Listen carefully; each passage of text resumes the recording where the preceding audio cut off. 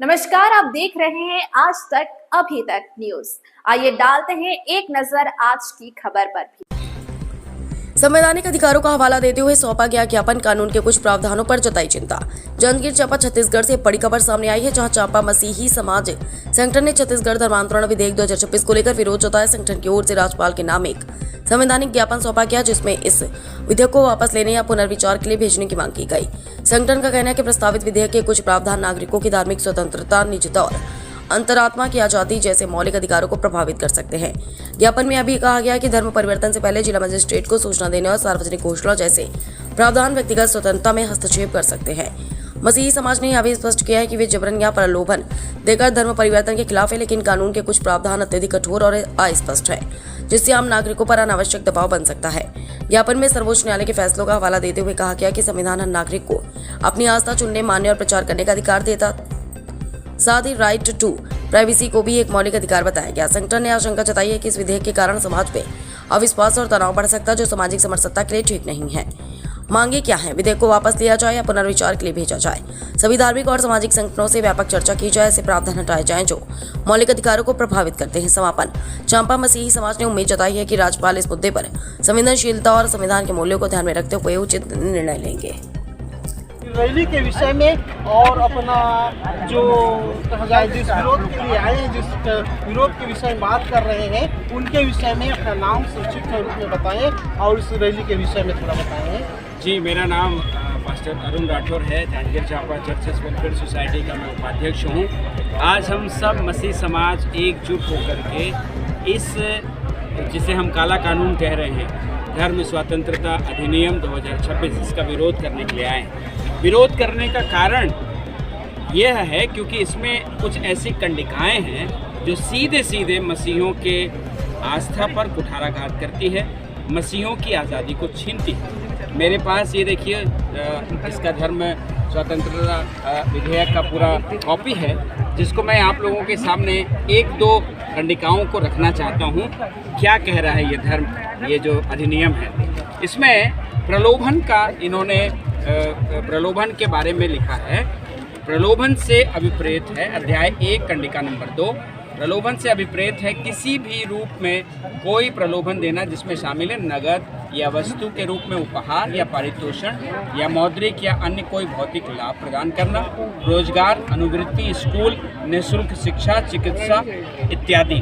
मैं ये पूछना चाहता हूँ कि ये सारी चीज़ों को इन्होंने प्रलोभन की श्रेणी में लाया है, जबकि ये आदिकाल से हर एक धर्म के लोग, न केवल मसीह लोग वरन हिंदू, मुस्लिम, सिख, सारे संप्रदाय के लोग समय समय पर गरीबों का सहायता करते हैं। आपको याद होगा, विगत 2 सालों 3 सालों पहले पूरे दुनिया में एक बहुत बड़ी महामारी आई थी, कोरोना, और उस समय हर संप्रदाय के लोगों ने बढ़ चढ़ करके राशन चावल बांटा। तो क्या मैं प्रशासन से पूछना चाहता हूँ, ये धर्मांतरण है? क्या ये प्रलोभन है? किसी एक व्यक्ति को उसकी ज़रूरत के हिसाब से अगर हम किसी भी प्रकार से उसका सहयोग करते हैं, इन्होंने उसे धर्मांतरण की प्रलोभन के क्राइटेरिया में लाया है।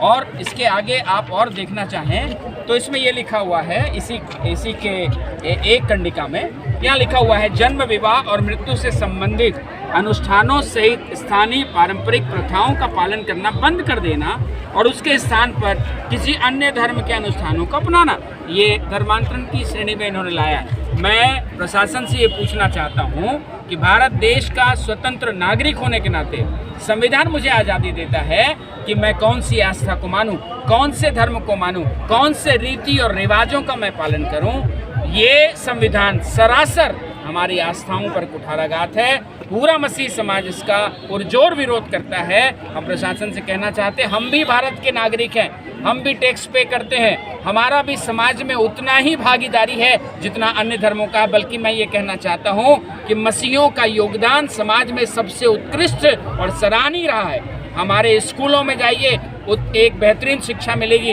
हमारे चिकित्सालयों में जाइए, एक अच्छी और सुविधाजनक चिकित्सा उन्हें मिलेगी। हर क्षेत्र में मसीहों का योगदान है। मैं ये प्रशासन से कहना चाहता हूँ, ये काला कानून को वापस लें। हमें भी भारत के संविधान के अनुसार आज़ादी से जीने का अधिकार। जी सर, और देखें कि कई जगह बहुत रैली देखें, लेकिन आज चांपा के मसीह समाज ने पूरे कैंडल जला के इसके क्या प्रतिरूप देना चाहते हैं। जैसे आज कैंडल जलाए हैं, हमने और बहुत से रैली देखे हैं जहां पर कोई प्रकार का ऐसा कैंडल नहीं जलाया है। तो इस कैंडल के विषय में क्या कहते हैं आप लोगों ने, कैंडल जलाते हुए आए, क्या संदेश देना चाहते हैं? जैसा कि मैंने शुरू में ही कहा कि हम मसीह समाज शांति प्रिय लोग हैं। हम कैंडल जला करके अपने शांति को दिखाना चाहते हैं, अपने ज्योति को दिखाना चाहते हैं। बाइबल कहती है, यीशु मसीह ने कहा जगत की ज्योति मैं हूँ, और उसी ज्योति को हम दुनिया में फैलाना चाहते हैं। बताना चाहते हैं कि हम कोई अन्य प्रकार से किसी भी आपराधिक मामलों वाले व्यक्ति नहीं हैं। हम केवल अपनी ज्योति को, अपने बदलाव को दिखाते हुए लोगों के सामने में प्रदर्शित करते हैं। धन्यवाद। रैली के विषय में जानकारी, संक्षिप्त विवरण, अपना नाम बताते हुए संक्षिप्त विवरण बताएंगे। हम लोग चांपा मसीह समाज संगठन का मैं अध्यक्ष हूँ, और मेरे लेफ्ट में हमारे सचिव महोदय हैं, और मेरे बगल में मानिक मसीह उपाध्यक्ष जी हैं। और आज रैली जो है काला कानून के विरोध में शांतिपूर्ण रहा। हमारे मसीह समाज एक शांति का प्रतीक है।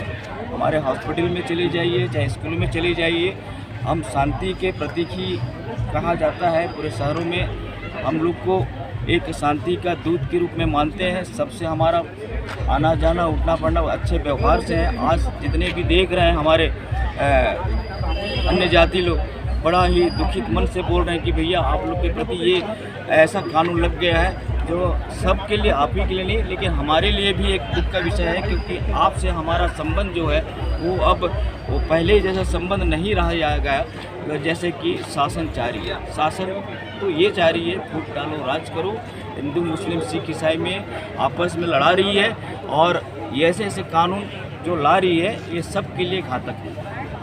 इस कानून के विषय में कोई ऐसा कंडिकाएं हैं जिसको आप जानते हैं, जिसके विरोध में आपका कुछ? बहुत से कंडिकाएं हैं। इस कंडिकाएं में तो हमको ऐसा लग गया कि हमारे मुंह में कोई तकिया रख देगा और सांस लेने को बोलेगा तो हम सांस लेने के लिए भी नहीं सकते। अपने बच्चों को हम अपने धर्म के प्रति नहीं बता सकते। अपने बड़े बच्चों को, जैसे हमारा रीति रिवाज 32वां के बाद उनको शादी के लिए हमको प्रशासन से अनुमति लेना पड़ेगा। बच्चों को लिए यदि हम हमारे छोटे छोटे बच्चे जाते जो नाबालिग है, उसके लिए कानून लगाए। नाबालिग बच्चे को यदि हम बिस्किट उस्किट किसी प्रकार का चर्चों में हम बांटते हैं गार्जियन लोग, तो भी प्रलोभन और धर्मांतरण के तहत लाए। और बच्चों को उसमें जैसे लेडीज़ हैं, उनको नाबालिग बच्चों को यदि हम अपने धर्म के प्रति बताते हैं तो वो व्यापार की श्रेणी में मिला दिया है शासन ने। ये तो ऐसा हो गया कि हम व्यापारी हो गए, अपने बच्चों को शिक्षा दे के वेश्यावृत्ति करा रहे हैं, ये बेच रहे हैं। ये कानून में है, ये कानून में है भाई। ये ऐसा हो गया कि मसीह समाज को ना, एक बोलते एक कहावत है, दतला डूबत रहते ना तालाब में तो हांसत दिखत रहते, और एक्चुअल में डूबत रहते बेचारा, लेकिन दतला हांसत बोल कोई बचाने के। वही कंडीशन हमार हो गए, उसी कंडीशन हम तो देख रहे हैं बढ़िया, लेकिन हम मसीह के लोग हैं, हम मसीह के दीवाने हैं। कितना भी अत्याचार कर लिए, 2.5 साल 2 साल बचा है। यदि इस स्थिति में चलता रहेगा भाजपा सरकार, आने वाले दिन में उनको इसका परिणाम भुगतना पड़ेगा, क्योंकि ये एक ही समाज को प्रताड़ित नहीं कर रहा है। इसमें हमारे जो है मुस्लिम समाज को भी टारगेट किया है, उसमें मौलवी जी को भी टारगेट किया है, उसमें सिर्फ हमारे पादरीगणों को और प्रचारों को टारगेट किया गया। यही नहीं किया गया कि धर्म परिवर्तन यही लोग कराते हैं, क्या ब्राह्मण में नहीं कराते? हमारे पास साक्षात मीडिया गवाह है कि एक लड़का हमारे लोगों को पकड़ के जय श्री राम के नारा लगा के वो क्या धर्म परिवर्तन के अंतर्गत नहीं आता क्या?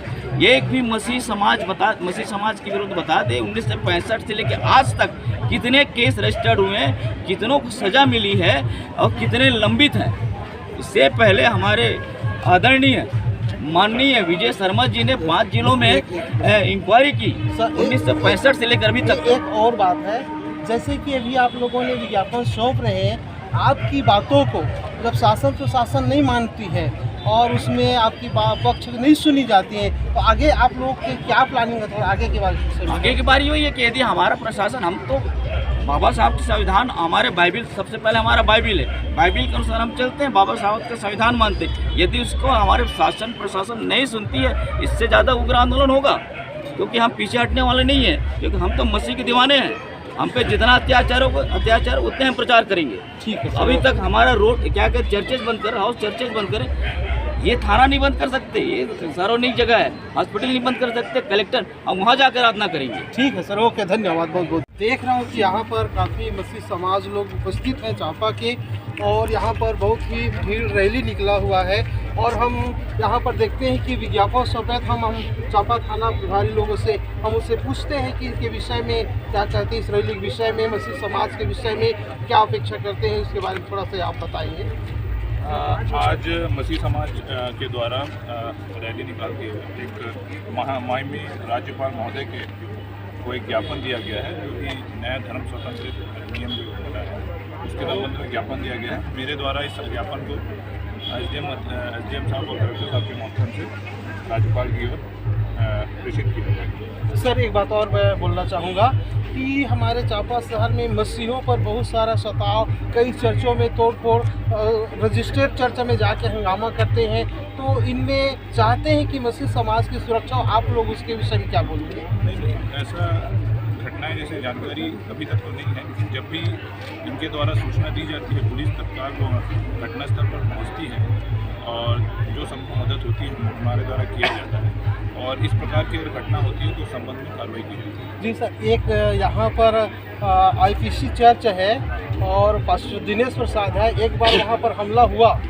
और थाना वालों ने बोला कि इसकी कागजात चाहिए, और उसने कागजात जमा किया, उसके बाद दोबारा हुआ। सर, ऐसा क्यों हो रहा है जब वो रजिस्टर्ड है, सारे चीज़ प्रूफ है, दिखाया गया, सारे चीज़ थाना में जमा किया गया, फिर भी उसी चर्च में दोबारा हमला किया गया, तो ऐसा क्या है, बताना चाहिए।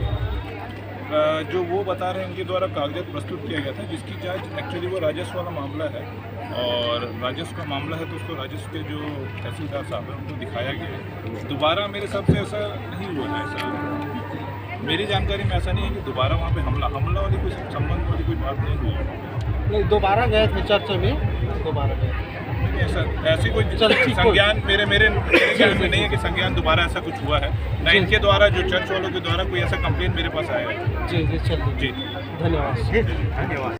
छत्तीसगढ़ संवाददाता रमेंद्र भारद्वाज की ओर से मैं मसीह समाज के बीच में आया हूँ, और यहाँ पर देख रहा हूँ कि बहुत आक्रोश रैली निकाला जा रहा है, और देख रहे पूरे जिले में, राज्य में जगह जगह रैली हो रही है, हर सप्ताह में, 15 दिन में, ऐसा बहुत जगह हम न्यूज़ के माध्यम से देख रहे हैं। आज चांपा नगर में रैली निकला हुआ है, तो मैं इन मसीह समाज के अगुओं से पूछना चाहूँगा इस रैली के विषय में संक्षिप्त जानकारी, और अपना नाम देते हैं, परिचय देते हैं, इस रैली के विषय में थोड़ा बताएंगे। रेवरेंड केशर दास, सियोन मेनोनाइट चर्च चांपा। मैं इस रैली के विषय में ये बात आपसे कहना चाहता हूँ, 1947 में हमारा देश स्वतंत्र हुआ, और जो भी कानून बना, हम धर्मनिरपेक्ष राज्य में और देश में रहते हैं, और हम सबको ये मालूम है कि यहाँ जितने भी हिंदू, मुस्लिम, सिख, ईसाई समाज के लोग रहते हैं, वे धार्मिक रूप से स्वतंत्र हैं, और हर एक को अपनी इच्छा से निजी विश्वास करने की अनुमति है और स्वतंत्रता है, और उस विश्वास को दूसरों को बांटने की भी स्वतंत्रता है। और अभी जबकि 2026 में ये जो धर्म स्वातंत्र 2026 का कानून बना है, उसमें की कई बातें हैं जो हमारे स्वतंत्रता को खारिज कर रही हैं, और हमको आराधना भक्ति करने के लिए, सुसमाचार प्रचार करने के लिए मना कर रही हैं, और इसीलिए हम यहाँ अपना विरोध प्रकट करने के लिए उपस्थित हैं।